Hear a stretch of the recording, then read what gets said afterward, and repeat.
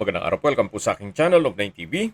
Nandito po tayo ngayon sa General Emilio Aguinaldo, Cavite o dati po itong Bailen, Cavite, kung saan meron po tayong bagong video presentation, isang residential farm property. May lot area po ito na 1.7 hectares along Cemented Barangay Road at may access na rin po dito ng tubig, kuryente at internet provider. Tungkol naman po sa dokumento nito, ito po'y titulado. Buhay po ang may-ari kaya wala po kayong maging problema sa documentation o sa transfer ng title. Punong-puno po ito ng fruit-bearing trees.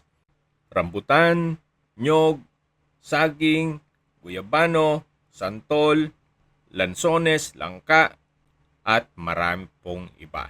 Napakatahimik po ng lugar, sariwa ang hangin at malamig po ang klima. Binebenta po ito ni owner sa halagang 1,500 pesos per square meter net. Kung may mga katanungan po kayo, tawag lang po kayo sa aking numero.